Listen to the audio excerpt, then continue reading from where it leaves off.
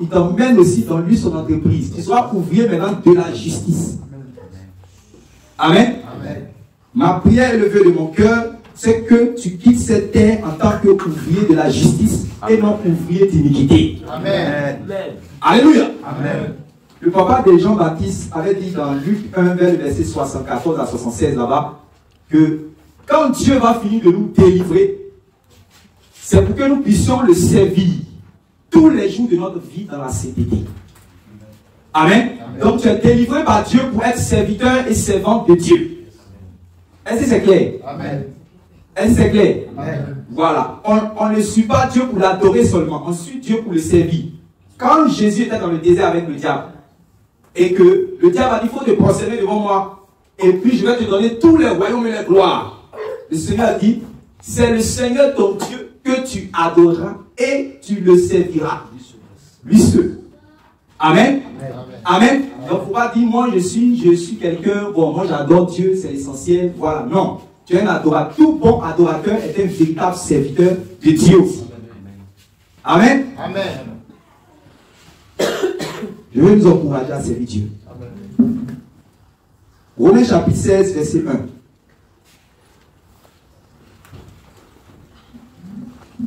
Je vous recommande Phoébé. Je vous recommande Phoébé. Notre sœur. Notre sœur. Qui est diaconesse de l'église de Sandré. Je vous recommande Phoébé, notre sœur, qui est quoi? Qui est diaconesse dans l'église de Sandré. Oui. Afin que vous la receviez en notre Seigneur d'une manière digne des saints. Oui. Et que vous l'assistiez dans les choses où elle aurait besoin de vous. Oui. Car elle a donné aide à plusieurs et à moi-même. Amen. Amen. Amen. Amen. Ici, en fait, ce sont les salutations de l'apôtre Paul, envoyé du Seigneur Jésus dans les nations pour aller faire de toutes les nations des disciples. Amen. Amen. Amen. Il va bâtir des églises, mais particulièrement l'église de Rome, ce n'est pas lui qui est le bâtisseur de l'église de Rome. Amen. Mais il va écrire également cette lettre-là pour envoyer aux chrétiens, aux saints qui servent le Seigneur dans la ville de Rome. Et la personne en fait qui va prendre la lettre pour amener ça, c'est-à-dire qu'à Rome, où les frères et sœurs en Christ sont là, c'est une femme qui est Phoébé. Quelqu'un dit Phoébé. Quand on cite ton nom dans la Bible, et puis on ajoute des bonnes choses. Il y a d'autres, on a cité leur nom, on a dit, ah voilà ce qu'ils ont fait, voilà ce qu'ils ont fait. Mais elle a cité son nom et vous voyez ce qu'elle a fait. Alléluia. Amen. Je relis pour vous, il dit, je voudrais encore vous recommander notre sœur Phoébé. Elle sert actuellement comme diaconesse dans l'église de Sandré. Préparez-lui dans l'esprit du Seigneur un accueil digne de chrétiens. Recevez-la comme il convient à des personnes qui ont consacré leur vie au Seigneur. Mettez-vous à sa disposition pour toute affaire où elle aurait besoin de vous. Elle a été une aide précieuse pour beaucoup de gens, pour moi en particulier. Amen. Amen. Amen. Amen. Dieu a dit par la bouche de l'apôtre Pierre que dans les derniers temps, il va déverser de son esprit sur quoi? Toute chair. Alléluia. Amen. Il va déverser de son esprit sur toute chair. Et quand l'esprit vient en l'homme, l'esprit, comme vous lisez dans les épîtres, on parle du fruit de l'esprit et on parle aussi des dons de l'esprit. Amen. Donc l'esprit ne peut pas venir dans un homme ou dans une femme qui va dire, je viens en toi et je te donne seulement le fruit de l'esprit, les caractères de l'esprit, mais je ne te donne pas les dons. Amen. Ou encore, je viens en toi, je te donne les dons, mais je refuse de te donner les fruits. Alléluia. Amen. Tout quand l'esprit vient avec toutes ses facultés. Amen. L'esprit vient avec tous ses dons, tous ses talents. La Bible appelle Dieu le Père excellent de grâce. On dit tout don parfait vient de lui. Donc quand il te réclame d'être son enfant, que tu sois une femme ou un homme, ça veut dire que Dieu veut te donner, c'est-à-dire que les bonnes choses là, Dieu veut te donner. Alléluia. De sorte à ce que tu puisses être qualifié pour le servir. Est-ce que tu me comprends? Amen. Tu puisses être qualifié pour le servir. Et ça m'étonne. Bon, moi, ça ne m'étonne pas. C'est-à-dire, je suis marqué de voir qu'on commence à lire déjà, on commence à saluer les frères et sœurs, et on salue une sœur, on dit de la recevoir, on n'a pas la recevoir de manière normale, on doit la recevoir d'une manière extraordinaire, à cause du travail qu'elle a abattu. Et on dit qu'elle servait le Seigneur en tant que quoi? Diaconesse. Amen. Amen. Le diaconat, c'est quoi? Un diacre, une diaconesse, un diacre, c'est quoi?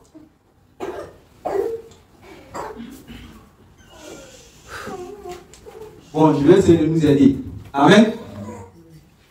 Quand vous lisez le livre des Actes des Apôtres, d'abord, même quand vous lisez dans les Écritures, c'est-à-dire les psaumes, la loi, les prophètes, vous n'allez jamais voir l'expression diacre ou bien diaconesse.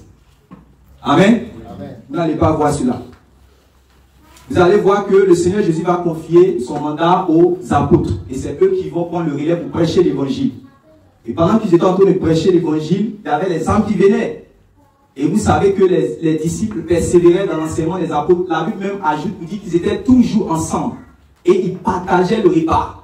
Amen. Donc il y avait certes des affaires spirituelles dans l'église, mais aussi il y avait des affaires physiques. Amen. Et donc vous allez voir qu'à un certain moment, les apôtres vont voir qu'ils étaient débordés. Puis ils vont sentir le besoin de se faire assister par des serviteurs. Amen. Ces serviteurs-là, c'est ceux-là qu'on appelle diacre. Le mot diacre, en grec, on dit diakonos. Ça veut dire serviteur. Amen. Ça veut dire quelqu'un qui assiste. C'est pour cela que, aujourd'hui, si vous voyez, dans notre, on appelle par exemple un pasteur qui est auprès d'un pasteur qui l'assiste. On dit dans notre jargon comme ça, évangélique, que c'est un pasteur assistant. N'attaquez pas ça tout de suite. Amen. N'attaquez pas, parce que le fait qu'il assiste, le fait qu'il le serve, c'est le rôle du disciple. En fait, il joue le rôle de serviteur. C'est pas si vous me comprenez. Vous me comprenez? C'est-à-dire que de la même manière que les apôtres se sont sentis libres d'appeler des frères et sœurs diacres, comme ça les gens aujourd'hui, selon l'expression, selon, comment on appelle ça même, selon notre époque, le mot qui s'y est, on peut dire que pasteur assistant. Parce que c'est bon d'assister les frères, c'est bon de se servir les uns des autres. Amen. Le Seigneur Jésus, comme vous dites l'évangile là, la Bible dit qu'il servait le Seigneur pendant que lui prêchait l'évangile, allait de lieu en lieu, il y avait des femmes qui l'assistaient. Vous avez vu ça, non? Qui l'assistaient de leur bien. C'est-à-dire que c'était des femmes qui avaient leurs activités, qui faisaient leur travail, tout ça, mais elles ont compris le besoin, c'est-à-dire que l'évangélisation du Seigneur Jésus avait besoin de soutien. Donc elles venaient pour l'assister. Amen. Amen. Et cette femme qui était frôlée là, elle avait lu l'évangile, elle suivait le Seigneur Jésus. Elle savait que quand le Seigneur Jésus faisait l'œuvre là, il y avait des femmes qui l'assistaient. Donc elle aussi, elle a vu que le même travail que son Seigneur a fait là, c'est ce que l'apôtre Paul est en train de faire. Donc elle va servir le Seigneur auprès de l'apôtre Paul. Est-ce que vous me suivez? Suivez doucement, on est en train d'aller. Vous me comprenez, non? Donc, lisons 1 Timothée chapitre 3 à partir du verset 8. Et je vais nous faire encore voir le côté du diaconat. Parce que quand on parle des diacres, ce n'est pas seulement les hommes. Amen. Lisons 1 Timothée chapitre 3 à partir du verset 8 jusqu'à 11. En fait, quand l'apôtre Paul a dit que cette femme est en train de servir, elle a servi le Seigneur. Il faut qu'on sache comment elle a servi le Seigneur. Amen. Oui. 1 Timothée 3, verset 8 à 11. Il en va de même des diacres. Ils doivent inspirer le respect. Donc, l'apôtre Paul avait fini de parler des évêques, épiscopos, des évêques, des surveillants. Amen. Il a fini de parler d'eux, il a fini de dire ce qui caractérise les évêques. Amen. Quand il a fini de parler des évêques, maintenant il va parler des diacres. Oui, maintenant je commence à lire. Il en va de même des diacres. Il en va de même des diacres, oui. Ils doivent inspirer le respect. Ils doivent inspirer le respect. qu'ils soient des hommes de parole. Qu'ils soient des hommes de parole, oui. Sans penchant pour la boisson ni pour le gain malhonnête. Oui. Ils doivent garder avec une bonne conscience la vérité révélée de la foi. Oui. Il faut que aussi soient d'abord soumis à examen. Ensuite, il faut que, oui. Il faut que aussi soient d'abord soumis à examen. Donc, dans votre version, on dit qu'on les éprouve d'abord. C'est ça, non? Qu'on les éprouve d'abord. Donc, ils doivent être soumis à un examen. C'est comme si, en fait, ils sont en train de servir le Seigneur, mais on doit encore, en plus qu'ils vont faire des progrès, ils vont occuper en fait une autre place d'honneur, une autre charge encore dans l'église. Amen. Donc, on les éprouve d'abord. La dernière fois, ce sont des choses que je partage souvent avec les frères ici quand on fait nos études par rapport au discipulat, au ministère, tout ça. Amen. Et puis c'est important que vous puissiez savoir ces choses parce que je crois que Dieu nous a fait grâce. La majorité des frères et sœurs qui sont avec nous sont des jeunes serviteurs et servants de Dieu. Donc il y a beaucoup de choses qu'il faut que nous puissions comprendre. Amen. Amen. Amen. Ça veut dire que dans l'église de Dieu, il ne suffisait pas seulement de maîtriser la Bible pour être serviteur dans l'église. Il ne suffisait pas seulement de maîtriser la Bible pour être pasteur. Il ne suffisait pas simplement pour maîtriser la Bible pour diriger une église, pour conduire les frères. Avant que tu puisses conduire les frères, ils vont te donner au moins 2 frères comme ça d'abord. Et puis ils vont te dire de les suivre. Il faut suivre les 2 frères. La manière dont tu vas te montrer fidèle avec les 2 frères, on va te confier 5 frères. Ils vont dire, ma soeur, on va te confier les nouvelles personnes qui viennent d'arriver, les 3 soeurs qui viennent d'arriver, les 3 frères et soeurs qui viennent d'arriver, on te les confie. Ça fait 3 ans, ça fait 5 ans que tu es dans la foi. Tu es une ancienne, tu es un ancien, tu as un bagage, tu as acquis des valeurs, des caractères en Jésus-Christ que tu dois maintenant déployer dans la vie des autres parce que toi, un disciple qui est accompli sera comme son maître, donc il est appelé à faire d'autres disciples. Donc quand tu vas te montrer fidèle avec les 2 personnes qu'on va te confier, alors on va te confier maintenant 10. Ça, c'était une manière comme ça de les mettre à l'examen. Il y avait leur vie d'abord. Amen. Leur vie, leur manière de vivre. C'est-à-dire qu'ils devaient marcher dans la droiture, dans la justice tous les jours de leur vie. Amen. Ils devaient être des personnes qui connaissent la parole de Dieu. Parce que pour connaître la parole de Dieu, tu vas devoir maintenant méditer la Bible. Tu vas devoir t'asseoir à l'école du Saint-Esprit en ouvrant ta Bible pour que le Seigneur t'enseigne. Amen. Tu vas devoir aussi participer aux réunions. Tu vas devoir être assidu aux réunions pour pouvoir recevoir l'enseignement. L'apôtre Paul dit que Timothée a reçu l'enseignement, il a reçu son enseignement. Il dit que ce que tu as appris de moi, mais dans l'église, amen, ce que tu as appris de moi dans l'église, c'est ça que tu vas donner cela aussi à d'autres personnes. Amen. Donc c'est des personnes qui étaient assises dans les Écritures. La femme que vous voyez là, écoutez-moi les sœurs, la femme que vous voyez, si elle est parmi les diacres, ça veut dire qu'elle est assise dans les Écritures. Amen. Amen. Vous n'avez pas vu celle qui s'appelle Prisca, la femme de Aquilas. On va venir sur elle tout à l'heure. Amen. On dit qu'il y avait un certain apôtre qui s'appelle Apollos, qui était disciple de Jean-Baptiste, versé dans les Écritures, prêchait l'évangile. La femme allait écouter. Selon ce qu'elle a reçu, le dépôt du Saint-Esprit, elle a su que le monsieur là, ce qu'il est en train de dire, le frère là, il a allumé des bons sentiments, c'est bon ce qu'il dit, mais ce n'est pas correct selon la voix du Seigneur. Attends, on va l'aider. Alléluia. Elle et puis son mari se sont assis, et puis ils ont aidé le frère. Il est devenu un grand apôtre. Alléluia. Donc les sœurs, vous, le Seigneur compte sur vous. Alléluia. Le Seigneur compte sur vous pour que vous puissiez réellement faire son œuvre. Mais ça commence quelque part. Ça commence par l'amour même de sa parole. Ça commence par le fait de marcher dans la vérité, d'être irréprochable dans les voies du Seigneur. Amen. Et quand tu commences à te montrer fidèle comme ça dans les petites choses, quand tes progrès sont évidents, le Seigneur va te confier encore d'autres choses. Alléluia. Est-ce que vous me suivez? Amen. Oui. Ensuite, si on n'a rien à leur reprocher, ils accompliront leur service. Donc, on dit, si on n'a rien à leur reprocher, ils accompliront, même diaconat ici, ouais, diacre. C'est pour cela que quand vous lisez dans les apôtres, est-ce que quand on voulait prendre les diacres, on a dit seulement que oui, bon, on a besoin des gens pour soulever les choses, pour faire la table, donc emmener les toi, viens. C'est comme ça qu'ils ont fait? Qu'est-ce qu'ils ont fait d'abord? Oui? Il y a eu un critère de sélection qui était qu'il devait être rempli du Saint-Esprit, avoir un bon témoignage des gens du dedans et du dehors. Amen. Amen. Gloire à Dieu. C'est pour cela que celui qui allait bouleverser la Samarie, il n'était pas apôtre. Il était parmi les serviteurs qu'on appelle les diacres. Philippe. Amen. Philippe, il avait le temps, le ministère d'évangéliste. Mais comme c'est un serviteur, ça veut dire que le ministère de diaconat dont on entend parler, moi, je peux jouer ce rôle de diacre. Parce que si par amour pour mes frères, je suis apte, je suis disposé à les servir, il n'y a pas de problème. Je peux être établi comme étant diacre de l'assemblée. Je ne sais pas si vous me comprenez. Je ne sais pas si vous me comprenez. Mais selon la grâce de Dieu, du Seigneur Jésus, je peux avoir un ministère, par exemple, de prophète, d'évangéliste. Avant, par exemple, quand j'étais encore avec un apôtre, j'étais 7 serviteurs en tant que prophète dans le conseil pastoral là-bas, mais j'étais aussi chargé comme étant un diacre de l'église.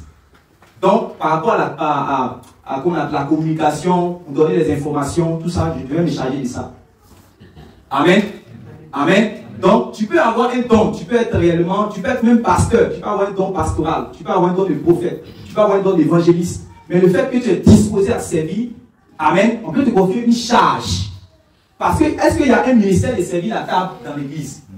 Amen. Je ne sais pas si vous me comprenez. Est-ce que dans les ministères, quand vous lisez par exemple dans Éphésiens chapitre 4, verset 11, quand on parle des ministères, est-ce qu'on a dit que il y a le fait de suivre la table, de verser la main, de verser de l'eau sur que quelqu'un lave sa main, tout ça. Il n'y a pas ça dedans. Mais quand tu veux, avant que quelqu'un, Dieu va confier, c'est-à-dire que sa parole à quelqu'un qui puisse réellement être établi pour parler aux gens, c'est quelqu'un qui a tout ce parcours-là.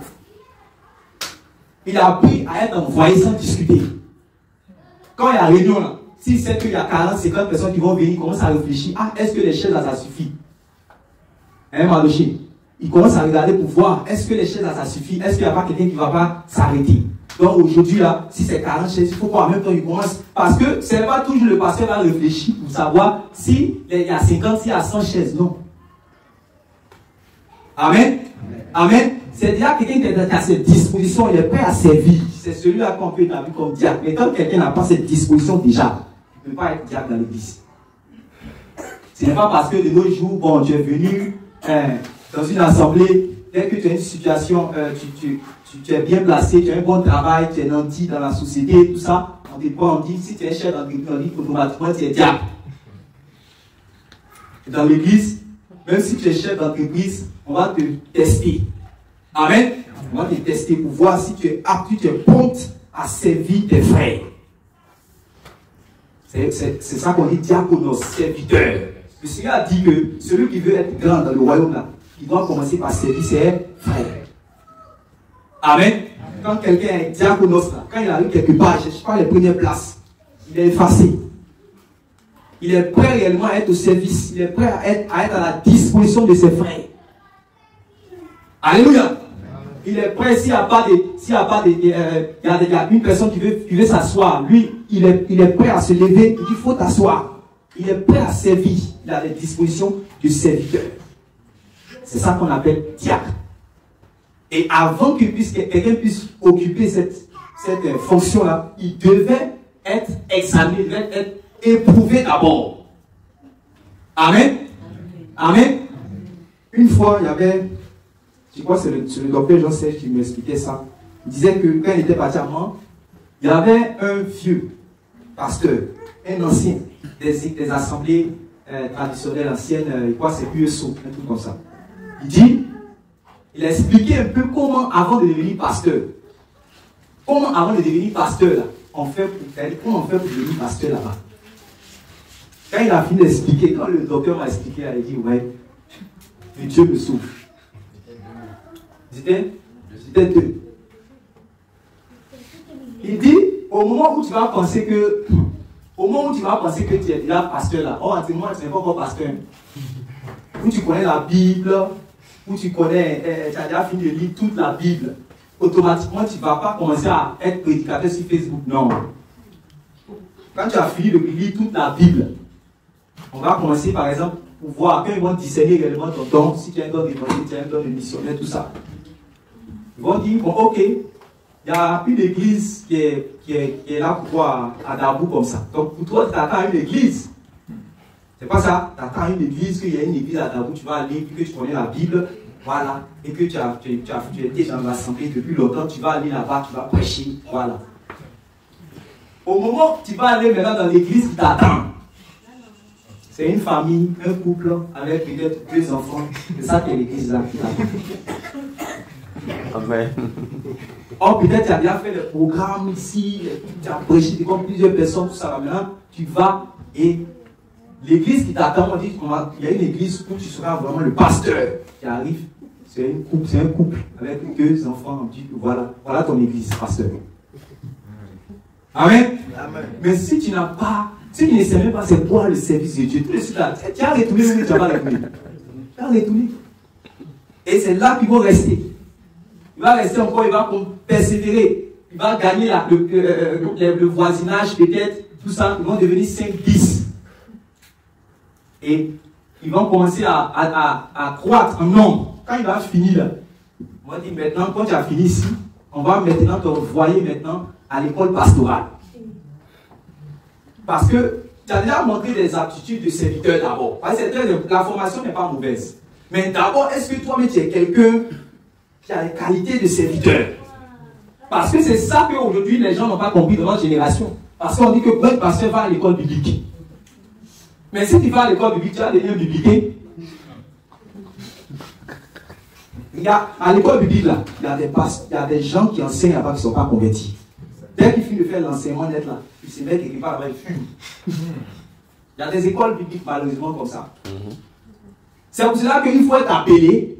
D'abord, il faut avoir les aptitudes, il faut prouver que tu es un pasteur d'abord, on dit que tu parles là-bas. Sinon, c'est pour cela que quand vous voyez les gens, il y a des personnes malheureusement qui rentrent là-bas, quand ils ressortent, vous voyez qu'ils rentrent, ils sont orgueilleux. Ils sont orgueilleux. Parce qu'ils n'ont pas eu le temps réellement de formation. Donc il y a des choses que quand il a commencé à m'expliquer, il a compris maintenant, d'accord, il comprend maintenant. Donc, il a fini de faire ça maintenant, c'est là maintenant on dit que maintenant va à la formation. Parce que j'ai compris que ce n'est pas tout ce que vous allez voir que vous allez attaquer. Suivez-moi, vous me suivez, non? Je suis toujours dans le message. Ce n'est pas tout ce que vous allez voir que automatiquement vous allez attaquer. La plupart même des personnes qu'on lit, les anciens, il y a beaucoup qui ont fait des écoles de théologie. Amen. Mais ça n'a pas changé leur cœur. Parce qu'ils avaient réellement connu le Seigneur. Et ils ont appris à servir le Seigneur par le Saint-Esprit. Amen. Maintenant, comme aussi la connaissance est bonne, parce qu'il faut savoir, par exemple, il y a certains endroits où tu vas prêcher, où tu as besoin réellement de démontrer certaines choses. Amen. Amen. On a besoin réellement d'avoir un certain bagage de connaissances bibliques, des choses historiques, de prêcher selon les contextes, pour ne pas prêcher des hérésies. Tout ça aussi, c'est bon. Amen. Amen. La dernière fois, il y a un frère qui disait qu'il écoute des pasteurs aujourd'hui prêcher, mais quand il prêche, il prêche ces hérésies-là, il a compris que la cause même là, c'est le fait que c'est des gens qui ne savent même pas lire. Je ne sais pas si vous me suivez. Est-ce que vous me suivez? Il dit c'est parce qu'ils ne savent pas lire seulement qu'ils perdent les âmes.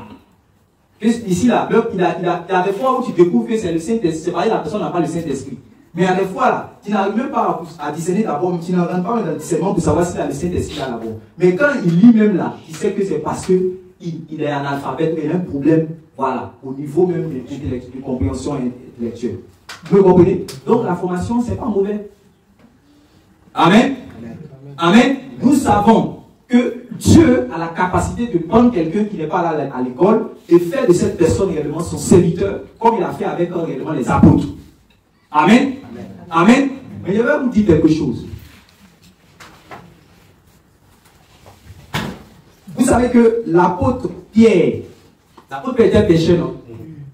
Mais vous savez que les épîtres qu'il a écrits là, ce n'est pas lui-même qui a écrit. Vous savez ça? Ce n'est pas lui-même qui a écrit. C'est qui? Marc. C'est Marc, c'est l'élément qui était instruit. Parce que Marc là, c'est lui qui était vous voyez, quand vous êtes dans Actes chapitre 12, quand on a mis Pierre en prison, l'apôtre Pierre, quand il était délivré, il est parti dans une maison d'une femme qui s'appelle Marie. C'est elle qui est la maman des Marthe, des Marc. Et si elle avait une maison qui pouvait regrouper tous les frères et sœurs, ça veut dire qu'elle avait quoi? Un peu. Amen. Donc, elle pouvait mettre son enfant aussi à l'école. Est-ce que vous me suivez? Voilà. Donc, c'est quelqu'un qui était instruit.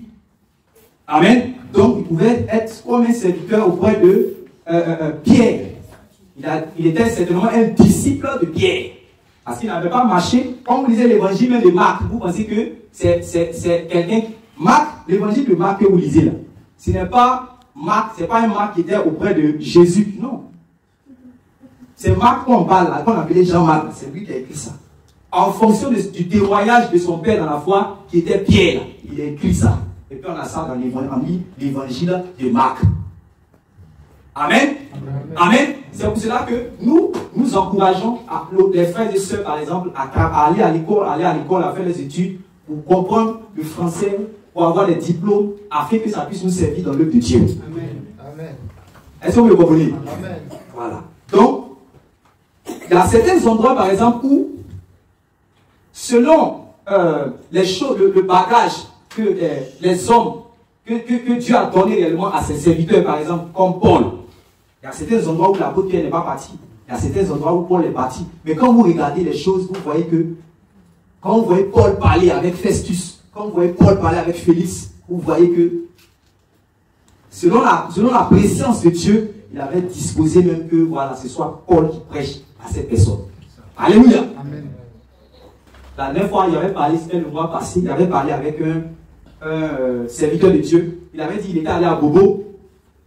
Lui, il est bilingue. Et puis, quand il parle, vraiment, il parle français, c'est propre, on le dit. Voilà. Mais quand il est arrivé là-bas, il faut être intelligent. Quelqu'un dit qu'il faut être intelligent. Il arrive devant à Bobo, donc c'est des gens peut-être qui ne sont pas trop instruits. Donc là, faut être intelligent pour Dieu. Parce que le but, c'est de gagner des âmes. Donc c'est pas ici que tu vas vouloir prêcher au français là. Non. Donc il faut que tu prêches d'une manière à ce que les gens puissent comprendre. Amen. Amen. Mais il y a certains endroits où il va partir aussi. Où les gens, pour l'écouter là, ils vont commencer d'abord à écouter mais son français dans la manière de parler d'abord. Dès qu'il va commencer à parler d'une manière, on dit, ici là, nous on ne peut même pas t'écouter. Est-ce que vous me comprenez? Tout ça là, Dieu sait pourquoi il fait ça.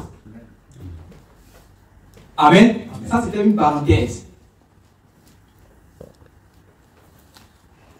Mais si on a eu Jean-Marc qui a servi par exemple d'esprit, quand vous allez lire par exemple dans 1 Pierre chapitre 5, le dernier verset là-bas, vous allez voir que, et puis dans 2 Pierre, dans 1 Pierre chapitre 5, il va dire que c'est pas Jean-Marc qui est réellement il est Christ là. Qui est son enfant dans la foi, c'est pas lui qui est le Christ là. Mais ça, c'était son ministère qui était là. Il était fidèle dans cela. Amen. Il était fidèle dans cela. Alléluia. Amen. Donc, on continue. Donc, c'était pour comprendre réellement aussi le rôle même quand on a dit qu'elle était diaconesse là. Quel était son rôle? Donc, tous ces détails-là, c'est des gens qui connaissent aussi la parole de Dieu. Donc, qui vivent d'une manière digne de l'évangile. Suivez-moi, qui marchent dans la sainteté, qui lisent la Bible, mais qui sont des serviteurs, qui sont des servantes. Amen. Maintenant, ce qui me plaît, c'est qu'on n'est pas en train de parler d'un homme, on est en train de parler d'une femme. Amen. Amen. On est en train de parler d'une femme. Vous avez vu quand Jésus est parti dans la maison de son ami, qui était Lazare. C'est ça, non? Il a trouvé deux femmes là-bas. C'était qui et qui? Marie et puis Marthe. Marthe, quand Jésus est en train de parler, il est en train de déballer le rouleau compresseur de la parole de Dieu, le rouleau compresseur de la parole de Dieu. Déballer la saine doctrine. C'est en ce moment que Marthe, maintenant, elle s'en va dans la cuisine, la continue. Et puis quand elle lave les assiettes, là, elle fait pour que Jésus n'ait qu'à voir qu'elle est en train de travailler. Et puis l'autre assise, elle est en train de goûter les mystères du royaume. Arrivé c'était un moment, elle ne pouvait plus. Elle ne pouvait pas se dire, non mais Seigneur, au moment où ils sont en train de faire les trucs de la cuisine, tout ça là, elle me laisse moi seul. Qu'est-ce que le Seigneur a dit? Il a dit quoi?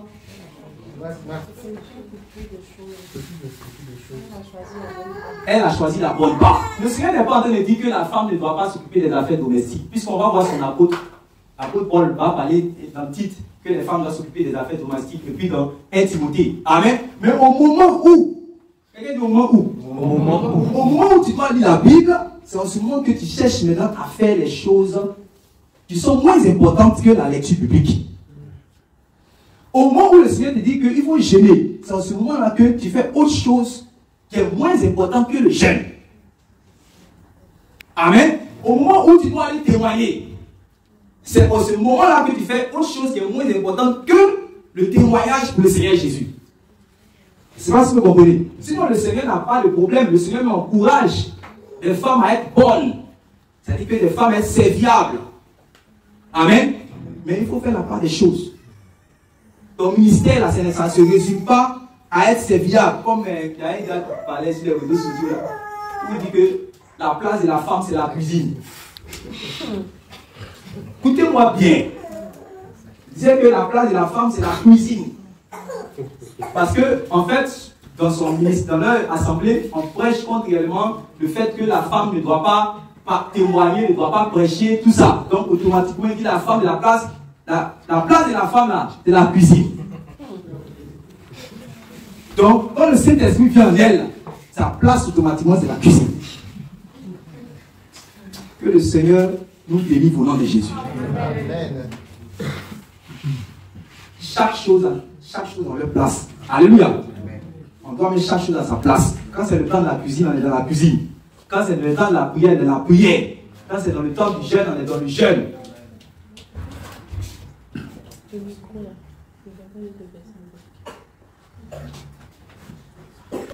C'est pas au moment où on doit prier là que tu vas dire que je suis dans la cuisine.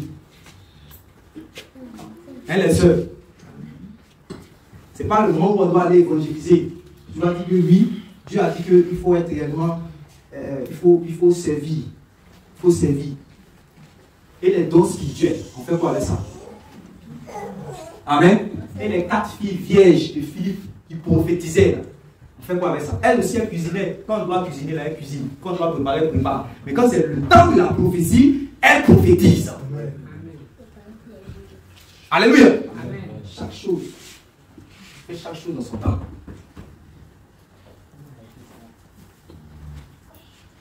Oui. Oui. Verset 14. J'ai bon espoir de venir te rejoindre. Tu peux t'arrêter là, allons-y, toujours dans notre passage de base. Donc, c'est là pour parler simplement d'abord de fouetter. Amen. Amen. Le fouetter qui était servant de Dieu. Et que, à cause du travail qu'elle abattait, et puis elle était comme missionnaire. Donc, il y a une femme missionnaire. Puisqu'on l'envoie, elle était tellement dans l'œuvre de Dieu. C'est pas quelqu'un qui est dans l'église locale seulement qui fait ça. C'est-à-dire qu'elle, on l'envoyait même pour aller à Rome. Et on dit qu'on doit la recevoir comme un serviteur, comme on reçoit un chrétien digne, qui fait le travail du Seigneur.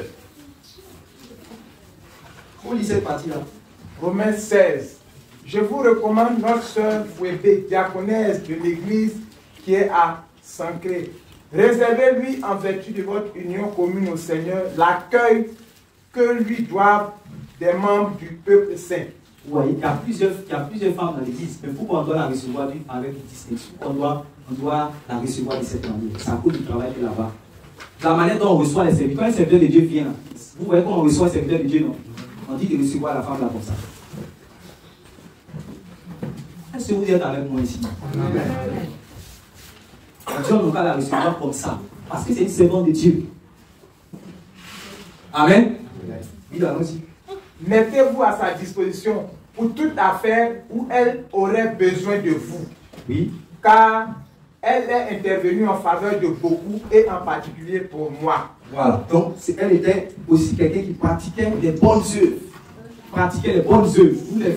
Vous les frères et sœurs, vous les sœurs, il faut que vous puissiez pratiquer les bonnes œuvres.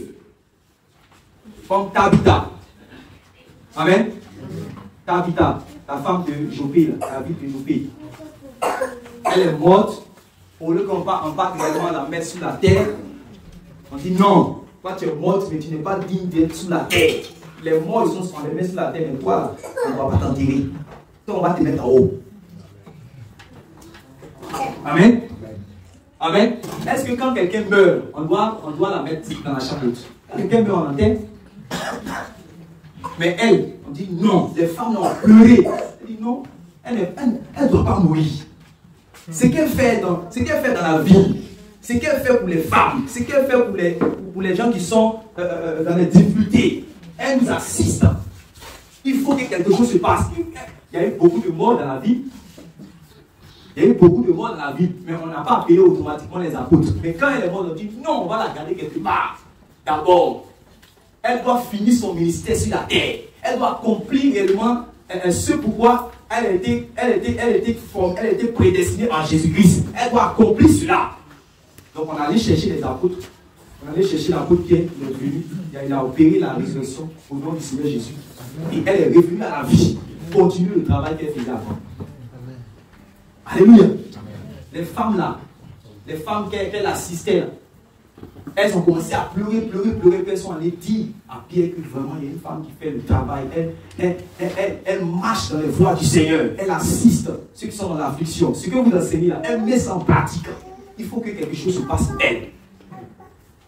Comme la femme du prophète au temps d'Élisée qui avait dit que j'ai mes enfants maintenant que les créanciers sont venus prendre. Voilà, ils sont venus prendre mes enfants, que ton serviteur a servi le Seigneur, souviens-toi.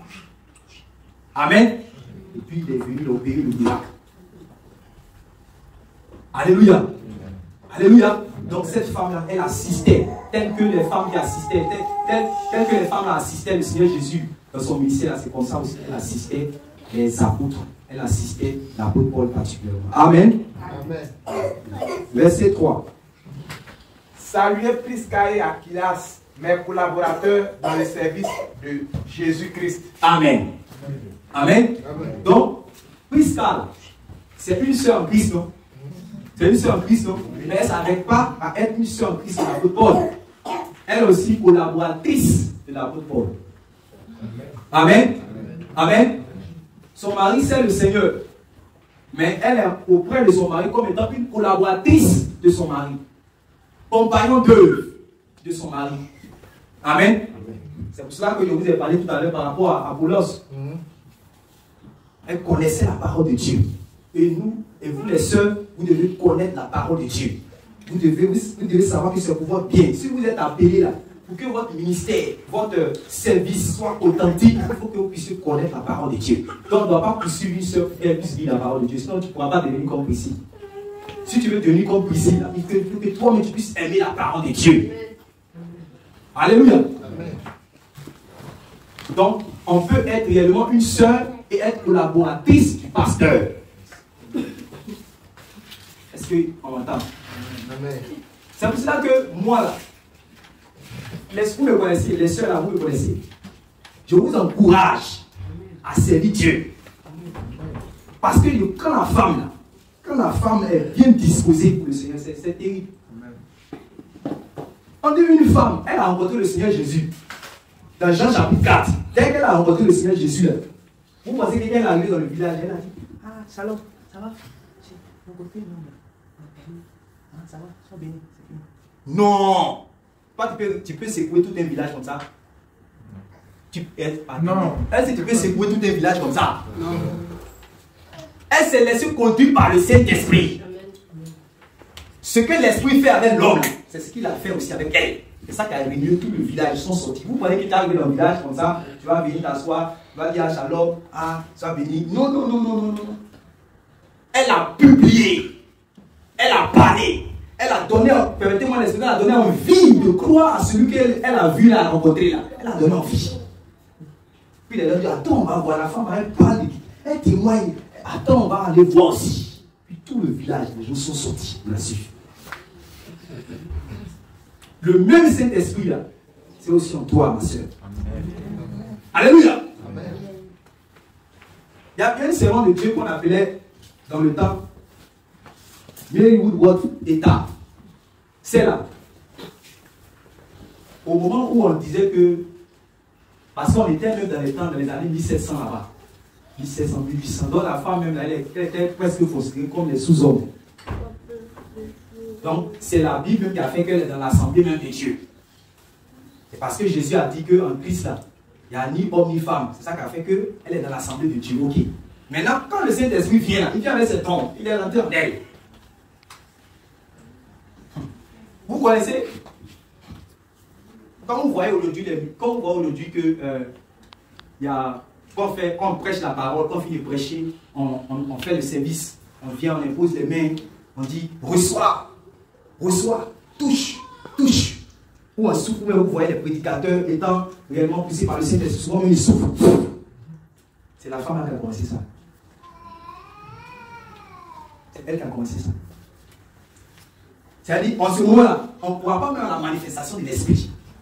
Parler en langue, prophétiser. On croit seulement à la parole que Jésus vient bientôt. On croit à la sainteté, il faut s'habiller en longue robe. Il faut porter le foulard. On croit à ça. On ne croit pas que Dieu peut guérir les malades en ce temps. Amen. On ne croyait pas que Dieu pouvait ressusciter les morts.